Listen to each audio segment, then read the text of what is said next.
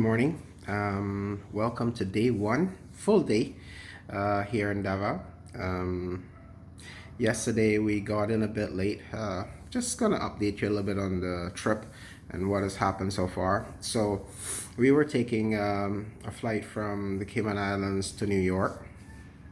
Then we took a flight from New York to Pudong, China. And then from Pudong, China, we flew down to Manila, and then from Manila to Davao. We are currently in Davao.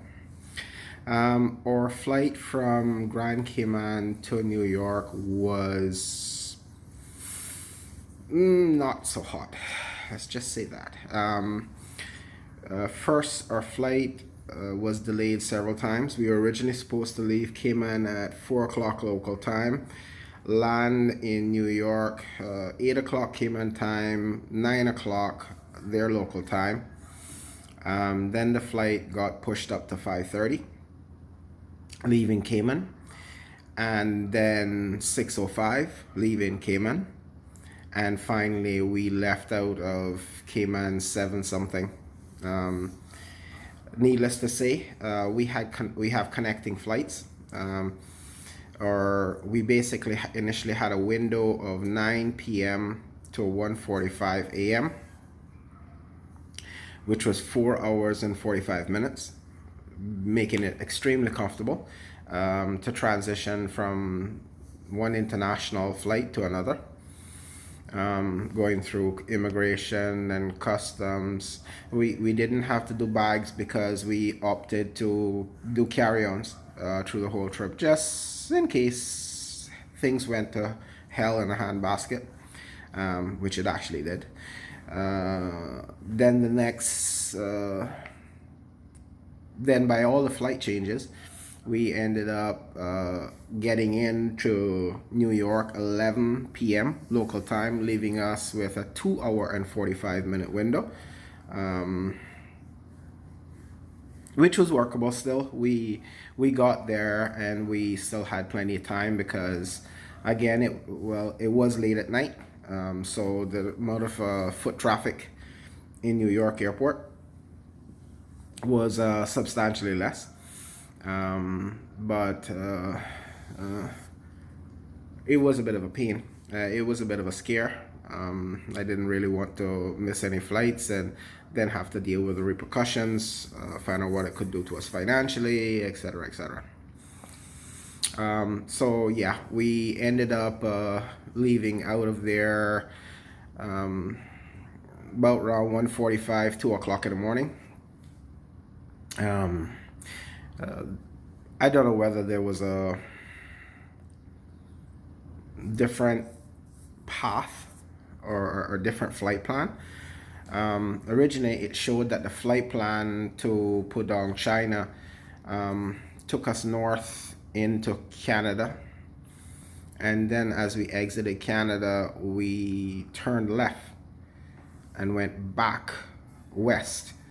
Coming in, we would have gone north of Alaska, and then coming in Siberia, I guess, someplace, and then down towards China, skimming basically the east coast of Asia, and then dropping in on Pudong, China. And that flight was supposed to take us 16 and a half hours to do. Instead, we did not go west direction, but we went east direction. We went way up north, past Canada, into, I don't know if that's the Arctic Circle, crossing near Greenland area, Iceland area, and then going over and dropping down through Russia, and then from Russia into China, down into Pudong, Shanghai, China. The flight, which was originally supposed to take us 16 and a half hours, ended up taking us close to 14 hours. So that route was faster. However, it was very bumpy, especially when we left Canada and was heading into the upper area. It was quite scenic though. We got to see like a lot of icebergs and stuff like that that we may or may not have seen the other way. We probably would have seen them, but different side. But it was extremely rough. There were points there where I was starting to wonder, were we going to make it through this event? Plane was kicking all over the place to the point where it probably actually upset my stomach. But after the pilot successfully navigated us through that, it did calm down for a while. And then when we got down into the China area, it got rough again.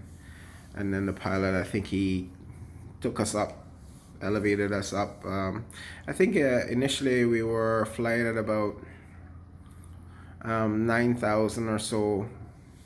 It was like 8,900 to like 9,200 meters in the air. I don't know what the conversion is, but I think it's like somewhere around, I think if I saw correctly, it was like around 28,000, 29,000 feet. And then when we got the bumpiness, they elevated and it went up to 10,000 plus, and at points I think we went over a little over 11,000 meters, which would have been like 34,000 feet, something like that. So that was something noticeable I saw that they did. And then as I say, we dropped down through Russia, then into the northern part of China, moving down to Pudong, and we landed in Pudong I think close to 4 a.m. We were originally supposed to land in like around 6 or 7 area. From there, the flight took, we then, we had a layover there, which was originally supposed to be 14 hours. It ended up being closer to 17 hours. We left from Pudong. We went down to Manila. And then from Manila, we've now made it into Davao. We had a little bit of adventure there in the Manila to Davao, as Air Asia had a few scheduling issues. I think they may have had some issue with one of their airlines, or I don't know if it was staffing or what, but they had some issues with their airline, in which they had to delay a few flights. Our flight was originally scheduled to take off at 6:50 a.m. in the morning, and that got pushed back to 7, and then from 7 got pushed back to 7:40. But thankfully they resolved their issues, and I think we headed out there about 7:20, 7:25 area, I think. It was almost like, I don't know what to say. It's like they announced there was a delay and that the flight would get pushed from 7 o'clock to 7:40, and almost within the same breath, like within like, I don't know, 2 minutes, 3 minutes there, then they announced the boarding, which was a bit early because it had just passed 7, I think, at the time. So even by their standards, I know that they normally board about a half hour early. It was a little earlier than I think most people anticipated. But the flight was nice. A little unusual. I've never really flown Air Asia, or where they've actually like sold souvenirs and stuff like that on plane. But the flight was quite nice. Not too bumpy. Even though the fact that coming into Davao it was a bit cloudy, but the flight was relatively smooth. Stewardesses and stewards were very friendly. Pilot was very friendly. It was actually a very good flight. My compliments to Air Asia and the job that they did on their end, notwithstanding the delay. But the flight itself was quite fine. I didn't really do too much airport shots just because uh, security at these facilities don't generally take so much to people filming their operation. Um, Took some pictures inside of Davao Airport, so you could see the facility there. Um, I took a few photos after we landed here in Davao. Sorry, I took some pictures of Pudong Airport. I'm not sure whether I said that correctly or not. Took some pictures of Pudong Airport, and I've taken some pictures here um, in Davao Airport when we came in. Manila, not so much. Uh, Manila's airports are interesting. I think the best to say. Um, they have, I would say, they really need to take another look at how they're doing stuff. Like, we went through Terminal 4, and the problem I found with Terminal 4 is that there's just not enough seating. And you tend to find people sitting on around the floor with their luggage and stuff like that, just because there's inadequate amount of seating. But there is inadequate amount of area for seating also. So that's the combined thing. Like I'm not even sure where they put the chairs. To be honest with you, I'm not sure where they put the chairs if they had chairs to put.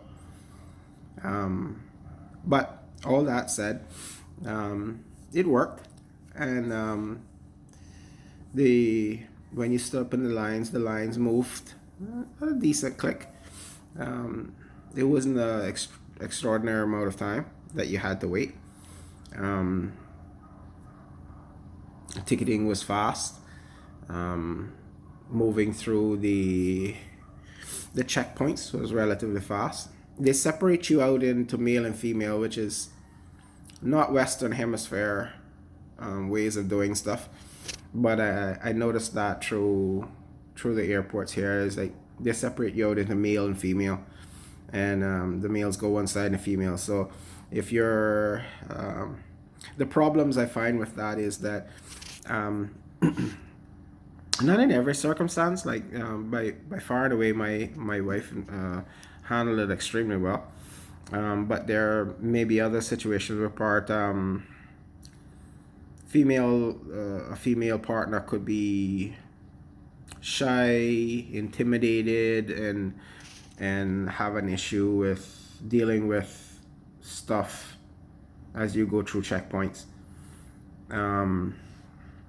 which could end up being a little bit problematic, where sometimes a male may lead a party through, like making sure everything is in the baskets and making sure all the luggage are on the rack, and people take off belts where needed or take off shoes where needed and tucks everything in.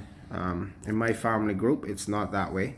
My wife is more than adequately competent, but I can see that maybe in some others, especially if it's the first time a female partner might be flying, they could be intimidated by the process. So I'm not sure that's the necessary best way of doing things, but it is a way of doing things, and it seems to be working with them, I guess. But it went fairly smooth from my standpoint. We got our luggage through, we got everything through, and we got out the other end fairly quickly. Comparing airports, I want to compare a little bit the airports of the Cayman Islands versus Davao, since they're closer on the same scale in terms of size. The older Cayman airport, before we just did this renovation, we went through a massive renovation, costing something like I don't know what the final amount exactly is, but it'll be something around 69 million CI, which would put you up in the 70s US.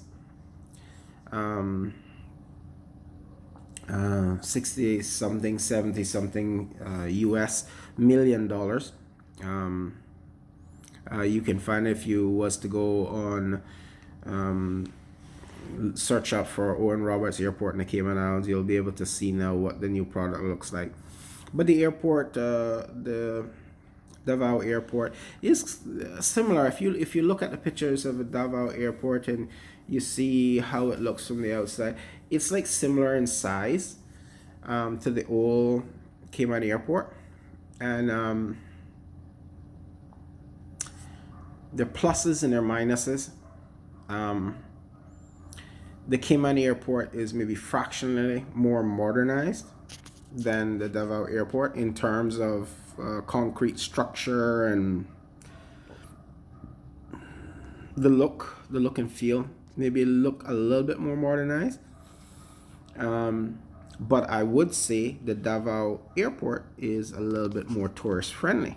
You have places there to take pictures, and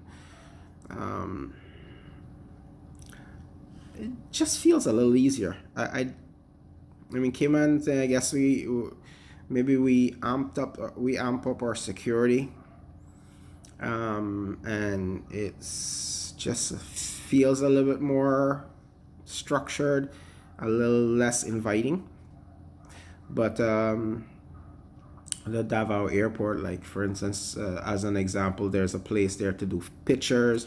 Welcome to Davao and stuff like that. That I don't really see a comparison to the Cayman Islands. Like, we don't have this welcoming collage type thing where people can take photos of their first trip to the Cayman Islands and da da da. It's just not that effect there. So basically, with the Davao Airport, you exit the airport, you cross a road which has a pedestrian crossing there. You can take your luggage cart all the way up to roadside, and from there, there's taxis and stuff that line up there, and you wheel all the way down to the front and get in line, and then the security at the front of the line, he navigates you into the next cab situation, and there's basically like two rows of taxis that are progressing forward. And then, I mean, if you need, for instance, a van because of the size of your party, you can step to the side and request the next van. As well as if you're just in a car, you just take the next available vehicle. There are a couple things that they note, not just here, but across other Asian countries also, that you should be wary of. Like, some cab companies are favorable over others. Watch for stuff like them not metering you. And trying to negotiate a price outside of a meter. You want to do the meter because at least it gives you a little bit more comfort that the figure that you're going to pay is, dare I say, an authentic figure, or one that you should be paying. Our taxi driver was quite friendly. He not just took us to our condo here. We were actually staying in Avida Towers. He not only just took us here, but he took us to do a money exchange. We bought a few products. And that's something else I'll talk to you about. You may not find all the particular things that you used to using back from the US or the Western Hemisphere. I guess that I'll cater this part of the message to people like maybe from the US. If you are a diet Pepsi drinker, as an example, you may have to look for an alternative because it might be harder to find. You might be able to, as an example, be able to find Pepsi Max or vanilla Pepsi, which also, although not carrying the name diet, does not have any sugar in it. For you people with diabetes and stuff like that who like to drink soda.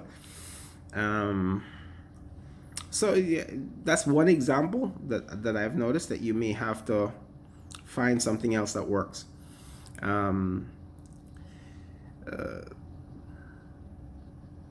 Beautiful, beautiful country. Flying in, the mountains, the greenery is dominant. I come from a country that has no mountains, has no rivers. All we have is we don't have lakes either. We have swamps, ponds. So seeing mountains, and I know that they do have waterfalls. They do have rivers. I've seen some of those on the. I've seen river on the drive over. From the Cayman to the Davao, it's a little bit of a culture shock. It's Cayman's. All right, let's talk from several perspectives. From storefronts and stuff like that. I know that I'm going to get into areas where probably everything's cleaner and more modernized. But something I notice is that it reminds me of like to a point La Ceiba, Honduras. It reminds me to a point of areas of Jamaica. There are some areas that are still developing. They're working on wiring infrastructure, trying to make some wiring on the ground. I mean, not even the Cayman Islands really has full wiring on the ground. We still have, for instance, our telecoms using light poles and stuff like that. But I guess what makes us work versus others is that ours seem to have been a little bit more planned out, and we don't have over clustering of cables on our poles yet. Some of our telecoms are doing aerial, like Digicel comes to mind when they do their internet services. It's aerial, it's not wired. Other ones are similarly doing the same, which means a little bit less wires on our poles and stuff like that. So that's something they're trying to work out. Some of the buildings are still quite old, and they're modernizing those. You can see development happening here and there. The property I'm staying in is quite nice. All the modern conveniences, internet, cable TV, fridge. Here it's not so much about like dryers. I'm not sure if other hotel complexes, but for instance, ours here has a washer and kind of an air dry system, but it doesn't fully like dry stuff out. It takes it down to a call, and I guess you hang out and let it dry, which is a little bit unusual for most people. Especially, I think if you're in the U.S. and you get an apartment, you will find that you have like a condo, not like a hotel, but like in a condo situation, you'll find that you have a washer and a dryer. It's just not the case here. I'm not sure if other properties, maybe as I learn more about their condo properties, that I'll have a better answer for that. But yeah, it's beautiful. I'm going to give you a shot in a few minutes of outside. Show you. I don't have the exact most beautiful view, but here's outside. Okay. So as you can see, we're right beside another development. We don't exactly have the like beautiful scenic view. Our hotel condo is on the I guess on the back side, the more industrial side of the property. But yeah, things to note here in Davao is that the air here is a little bit more dustier. So if you have, for instance, eye sensitivity to like dust, like for me, my problem was twofold coming in here. And if you're traveling from the Western Hemisphere, as I am, coming from either the US or Caribbean or anything flying in here, you will have to do a little bit of adjusting, and it can be complicated by the sheer flight. Like, for instance, if you're not a person that gets a lot of sleep while flying, I did not get a lot of sleep while flying. I don't know if it was the anticipation for this long flight, or whether it was the situation that I just simply could not sleep because of turbulence or what have you, or the size of the seating area. If you're one thing that we did note, that we would do the next time through, is that we will up and do like a business class. You're not going to be comfortable and have ability to sleep properly, unless you're one of these people that really love sleep and you sleep so easy. But if you have any difficulty sleeping normally, you're going to have difficulty sleeping on a flight of 14 hours. My originally plan was to my wife doesn't like it, but my original plan was to pop a sleeping tablet after we got on the plane, see if I could rack up about 5 or 6 hours sleep during the flight, and then slowly kind of graduating myself to the time zone here.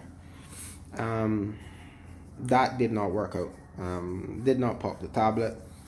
Had really difficulty sleeping. We basically have traveled for about 2 days, and in those 2 days I may have gotten 3 to 4 hours sleep. Needless to say, my first day in here in Davao, which we got in 9 something in the morning, nearly 9:30, was not so well because my eyes were like drunk with sleep all the way through, especially like when we were in Manila and trying to get here. We were literally fighting to stay awake, and by that I simply mean that if you look down for 5 minutes, you would fall asleep and didn't even really realize it. So you kind of like shake yourself, or your wife not hits you and wakes you up. Yeah, that's how it was. We were literally trying to find ways to stay awake. I went to get water, nice cold water, to drink cold water, see if that would trigger it. Lasted for like 5 minutes flat, and then I was back in the same position. Yeah, it's a haul, and if you haven't slept and then you get into Davao, I didn't travel around Manila much. To say, we basically, our travel around Manila was from Terminal 1 to Terminal 4. That's it. That was our travel. So I didn't really get to experience too much the air quality there. But so far through the area I have traveled, yesterday, it's now Tuesday morning, April 16th here. We landed in at 9:30 a.m. April 15th. And I was extremely tired. I wanted for sleep so bad you wouldn't believe. But I did manage to stay up for a few hours. We were up from 9 o'clock and 9:30 when we landed here, and then I went to bed. I went to get some sleep about around 4 p.m. Local time, and I slept for about 3 to 4 hours, which that wasn't, I didn't want to class that sleep. That was like comatose. It was so easy to fall asleep being so tired that it's not like regular. Like, you don't even have to like do anything. It's like you just gotta let go, and you slept. And I slept for about 4 hours. I would have slept for longer, but my wife contacted, maybe on the second or third attempt to ring. I heard the phone and I woke up. And then from there, we went We went out, we got something to eat, went to see the family for a bit, and then we came back here around midnight, a little after midnight. I think we went to sleep after talking and planning what's going to happen today. We went to sleep around minutes to 2, maybe about 10 minutes to 2 in the morning. And I slept from 10 minutes to 2 back to about 5 o'clock, almost 6 o'clock. And I got up feeling rested. I feel rested now. I don't feel, and I put in roughly about 8 hours sleep, 7 to 8 hours sleep. So I feel decently rested. Probably tonight when I get back home, I will again recharge up. I suspect that my rest that I have will probably come to an end maybe sometime in the early afternoon hours as this day wears on. We have a few things that we're doing today. So what I was trying to get at was that the combination of being so sleepy, my eyes literally watering from wanting of sleep, then the combination of that and a little bit more dustier environment than Cayman. It's not, don't get me wrong when I say dust, it's not like you can look out and see the dust in the air and stuff like that, but you can sense it and you can feel it, especially like in my eyes. I could really feel it that there's a little bit dustier content. And living in the Cayman Islands for 48 years plus, and Cayman is a very I'd say a highly clean environment. You don't feel dust and stuff like that, but here I felt the dust, and I felt it even more with my eyes being in a degraded state, trying to sleep, being forced to stay awake, and they were just so tired that they couldn't. I guess maybe some of the crying from my eyes might have been my eyes trying to liquidate the dust in the air or something. But it was hard to tell whether it was coming from the sleep or coming from the slightly dustier environment. But yeah, it is a little bit dustier. You'll sense it when you get here. That said, yeah, we slept through the night. I'm up. Wife is still in bed. She may be awake by now. We're soon going to be heading out. Going to get some food. Then we're going to drive up to see some land that we're looking at buying. We've actually started buying, but we're buying up maybe a little bit more. So we're going to go up there and look at that. That's going to take us a few hours this morning. It's about 45 minutes, I've been told, each way. So that's about an hour and a half driving for sure. Maybe about 2 hours there. Looking at the land, talking to people and stuff like that. We'll walk around the land and see the lay of the land. My original intention was to, and maybe it might still happen, I don't know, is I wanted to get a drone to fly over the land to give us a more aerial view of the land,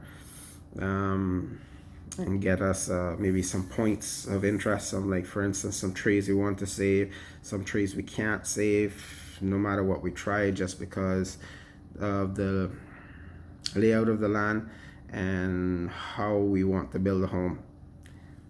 Some of that will come later after I see the land, and then I can kind of like decide how do I want to structure the home, because the land is a little bit odd shaped. It's shaped like an L, to be honest with you, and the depth is the problem. Things are a little bit different here than I'm used to. For instance, I'm not used to building side to side, from one side to the next, and then building upwards. I'm more used to single story homes where you can get to lay out your home. Land sizes, for instance, in the Cayman Islands, and I'll speak in my native measurement, is about 100 by 125 feet. That's a total of 12,500 square feet. Here in Davao, you can get lots from 100 meters by 100 meters, or sorry, 100 meter square.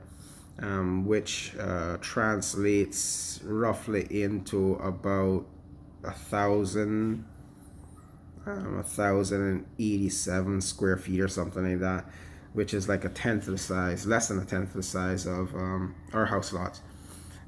So that being said, with the smaller size lots, it's understandable that they build basically from border to border and then they build upwards.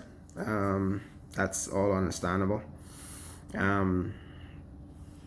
But I'm just not used to it yet, and structuring and designing out a house in that manner is different for me, but workable all the same. It's just that we may have fruit trees on the land, which this is a farm area, so there's a lot of fruit trees and stuff like that. A lot of fruits that I've never even tasted, and I have to take a look at and see. Our land will have quite a bit of fruit trees as I'm looking to retire here, so living off the land will be part and parcel with some of it. So we're looking to build a home that also allows for us some areas for growing trees and stuff like that, and having some fruits. The Philippines is known for being agricultural friendly. Most things can grow here. The land, the substance of the ground is quite well and conducive to growth. So we will be looking definitely to grow some stuff here. And so after we visit land, we come back where I have a couple medical style appointments, and then we're going to do some shopping. And I don't know what the evening's going to have out, but at some point my wife and I are planning to go to the movies. I'm going to watch the new Hellboy movie at some point, maybe today. But yeah, we're going to do some shopping. Need to buy a nice pair of shoes. I'm about to dispose of ones I have here now. And just some clothes. Being in the air for basically 2 days, we never really got a chance to shower for 2 days. Yeah. Not an experience I liked, to say the least. Because of the whole New York debacle, we ended up running, basically moving quite fast through JFK International Airport just to make sure that we reached our flight on time, which caused me to sweat clothes, and I had to do a change out of clothes early. I didn't really anticipate changing out clothes at that point. I thought that I might be changing out clothes at a later hour, where I could more control the clothing situation. So that said, we went through a little bit more clothes than we anticipated, so we will be looking to purchase some clothes today as we prepare. We're going to be here for basically about 20 to 21 days. We have about 4 days. We have 4 days travel in our trip, 2 in front and 2 behind.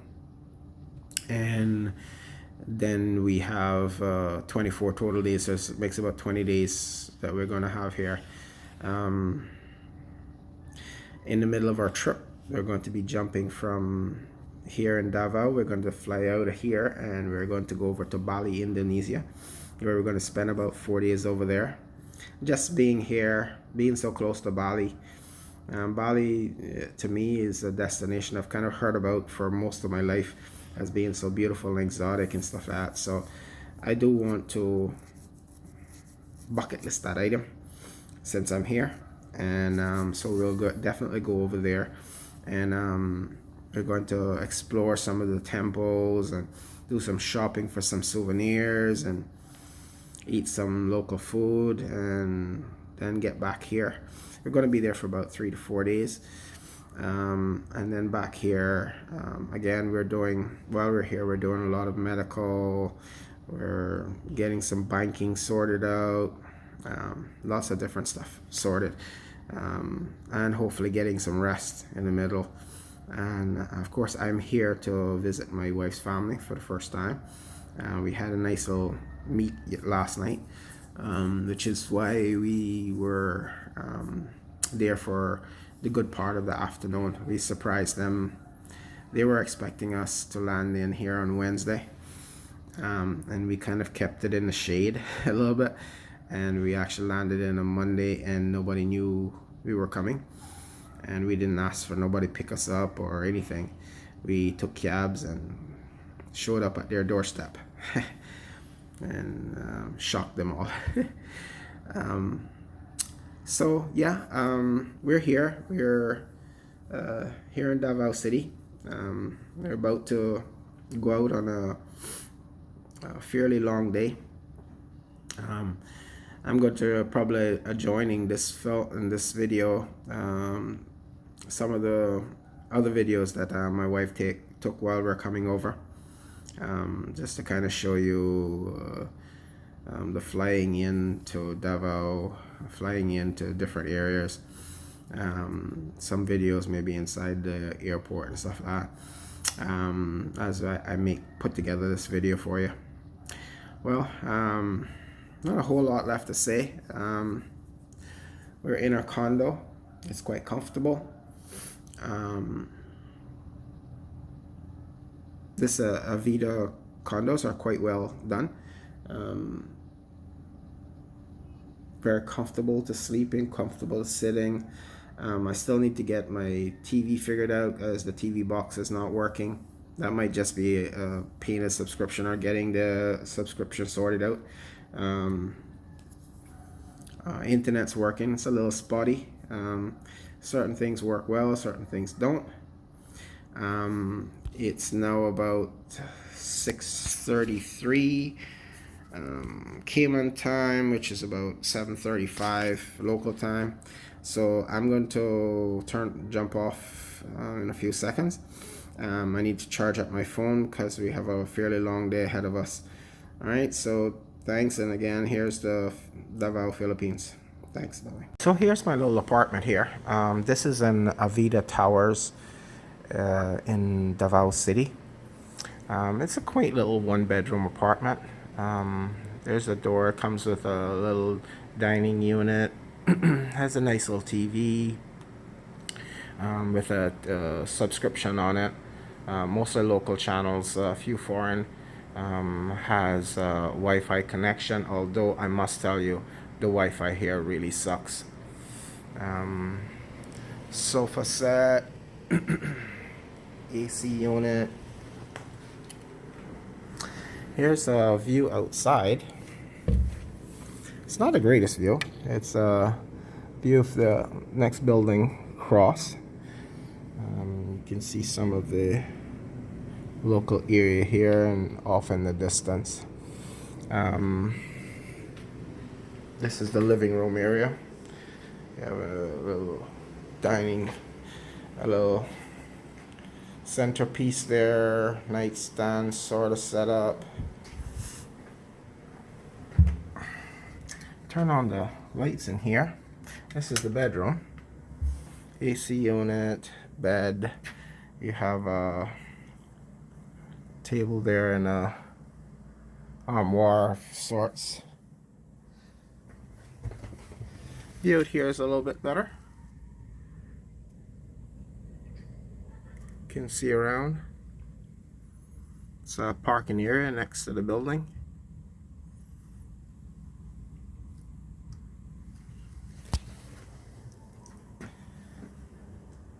It's not the most, fancy place by any means.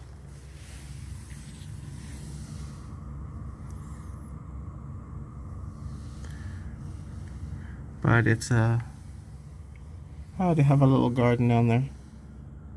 Okay, didn't know that. So I say you have an armoire there. Forgive the room; it's a little bit of a mess. We're constantly moving and doing stuff. Here's the bathroom. Nothing all too fancy. Big mirror, basin, toilet. Oh, one thing over here that they do more than in the West is they use kind of a bidet or just a little hose there. shower unit. Shower's really nice, a lot of power. A bucket there and place for soap and stuff.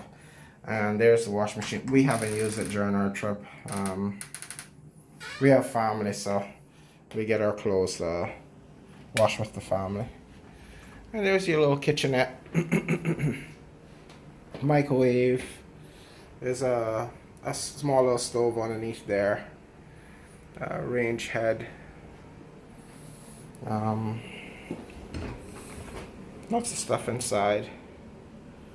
It comes fully equipped with plates and forks and spoons and knives. The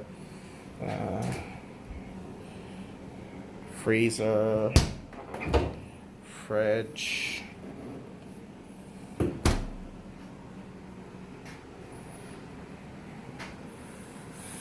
Tastefully decorated. You know, not a huge unit, but for 19 nights, this cost us a little over 800 US dollars. Works out to, I think it's near around $40 US per night.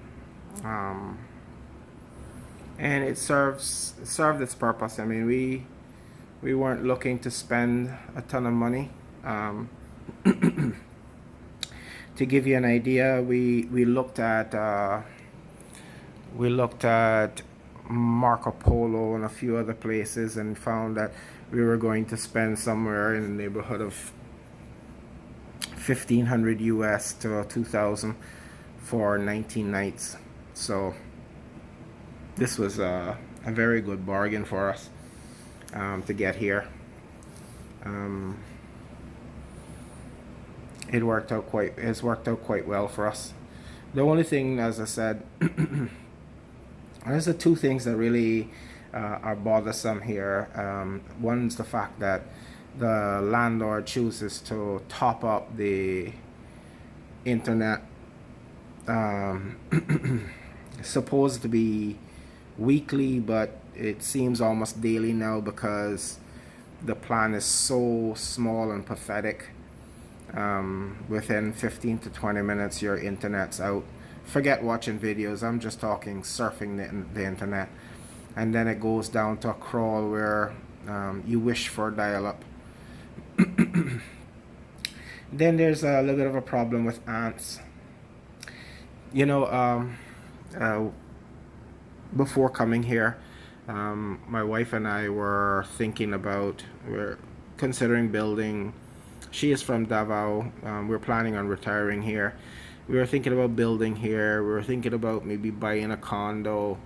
This has turned us a little bit away from condo because we excuse me, sorry about that, my throat's a bit dry.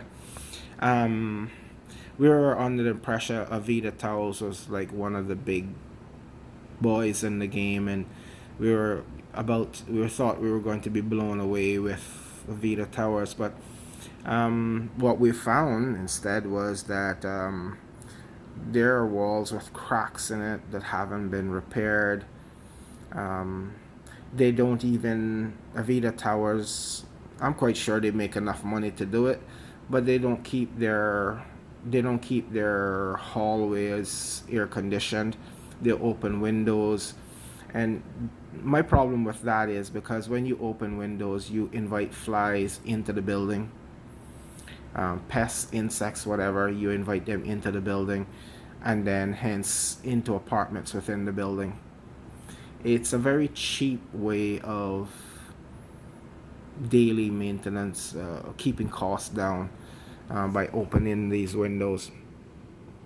And in the end, I don't think it services their clients well. And that's just me. I guess I'm used to the West and how we do things, so but it is what it is. That's how they choose to run their property. It's a beautiful day out. You see clear skies. You know, very clear skies, and I guess you can see water out there on the horizon.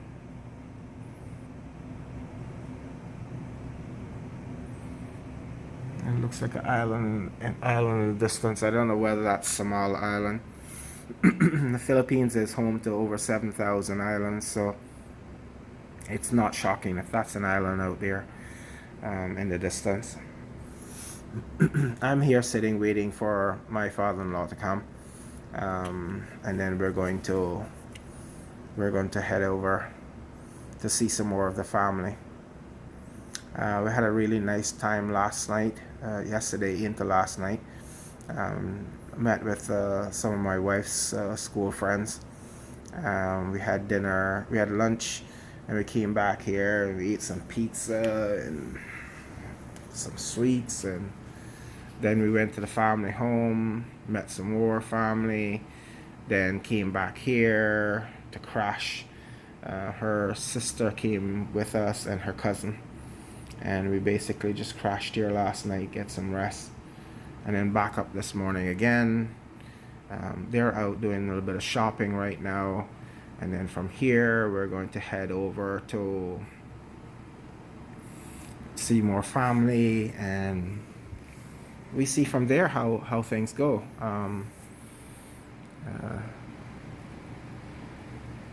Sorry, I apologize, I haven't been uploading many videos.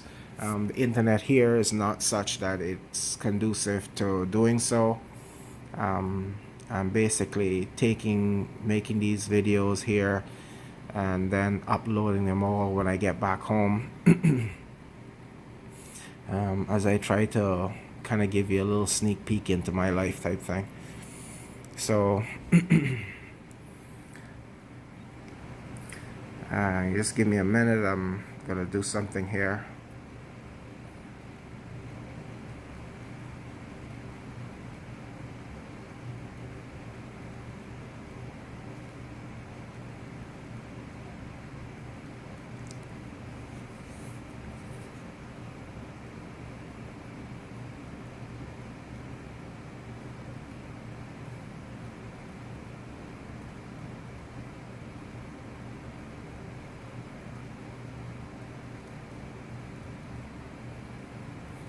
I think what I'm gonna do is I'm going to capture the drive over.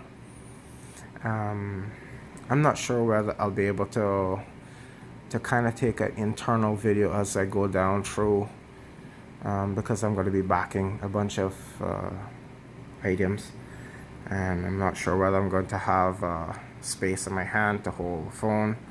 I also have a bottle of water trying to carry, so bear with me on that, okay?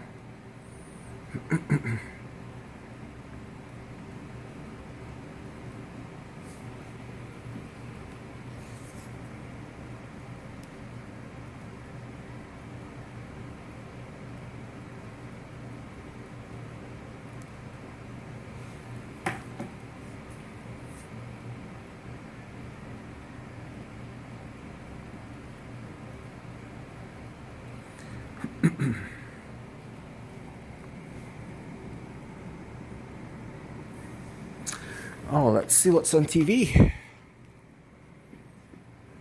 Oh, sorry.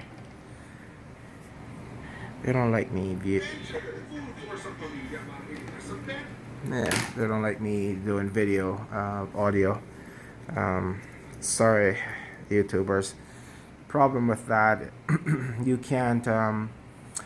One thing with the YouTube policies and stuff, which has made it really difficult for you to be fluid in doing YouTube videos and stuff like that, is that you have to be careful about videoing other videos. You have to be careful about audios in the background, even if they're not primary audios. It's not like a music tape I'm playing in the background. You have to be careful about a bunch of stuff. So I might have to even edit out that little bit of audio you heard from the TV. Sometimes you kind of forget about these things, and the YouTube copyright monster comes and grabs you, because the audio is copyrighted.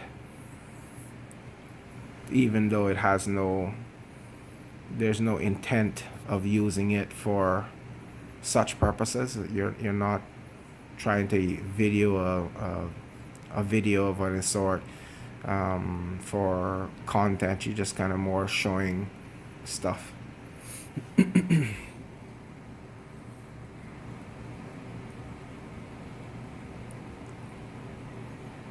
I kind of like those tiles scenario that's in the layout that's in the kitchen area. That's nice. All they're like 1 inch by 1 inch squares, just kind of like put together in a design. They're quite nice actually.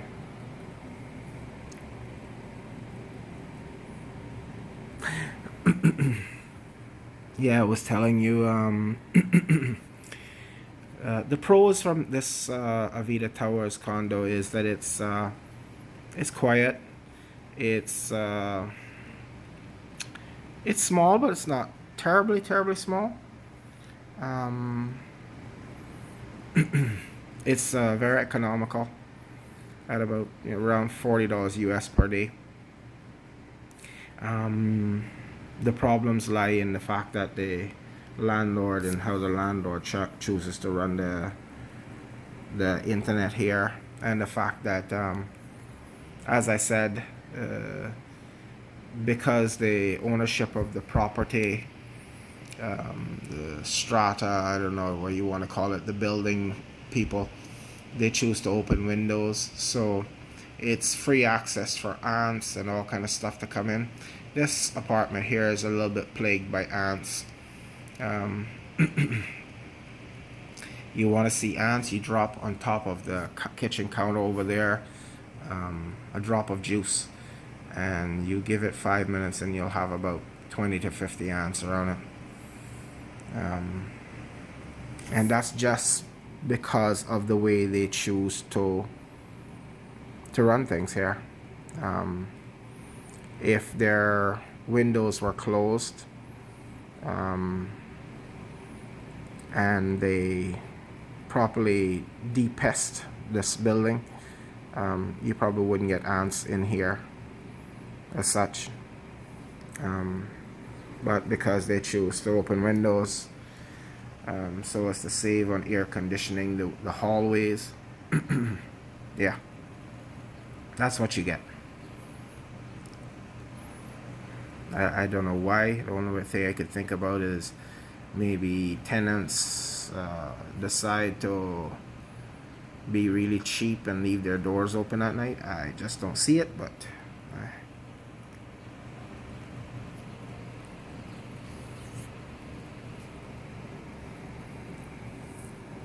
so a lot of packing, a lot of bags going with us. Just kind of waiting for my father-in-law to come.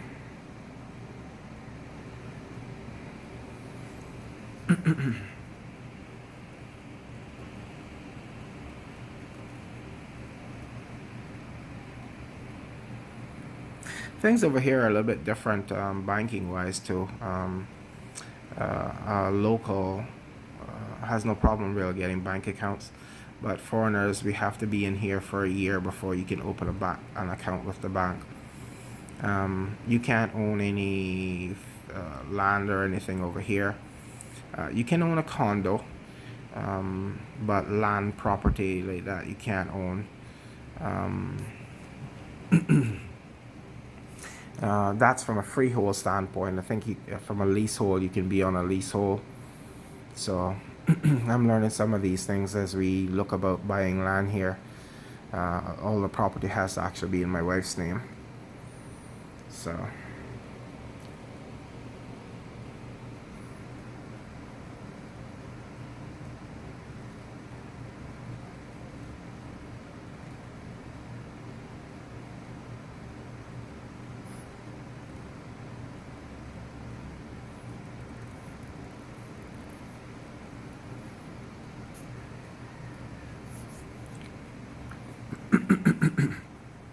so if I had to summarize everything I've seen so far and my take on Davao I really can't speak for Manila. I have only been into Manila for transient um, purposes. Haven't really had a chance to go out. I've seen some of the the views of the skyline coming in. It's very metro. There's lots of tall skyrise buildings. Quite sure they have some of what's here in Davao too. Davao is not so industrial in terms of like tall buildings. Most of the tall buildings are like these residential complexes. They have one buildings that are like 19 to 20 stories high. For the most part, looking at Davao, a lot of the buildings, the retail buildings are old. Um, so it's a lot of the buildings I would say come from like the 1970s area. Um, Lots of upgrades needed for the whole city to kind of like make it viable for tourism in large. Traffic is problematic. From what I can understand, it's not quite as bad as Manila, but traffic is getting problems. Lots of cars on the road. We have jeepneys, we have motorcycle transport, we have bicycle transport. And one of the fundamental problems I'm seeing here on the roads is that nobody sticks in lanes. Um, Pedestrian crossings are generally more or less ignored. People are basically to fight their way across. Um, uh, because people, cars and vehicles and all the various modes of transport does not stay in lane, there's a higher probability that someone can get knocked down or accidents can happen. I'm actually nervous, quite nervous about driving here. I would kind of have to like relearn how to drive all over again. Um, so yeah, it's when you're driving long, there's a lot of blowing of horns, trying to warn other vehicles, I'm coming, don't push out. Um, if we had more angry, aggressive drivers here, I could see real problems on the roads. Um, I guess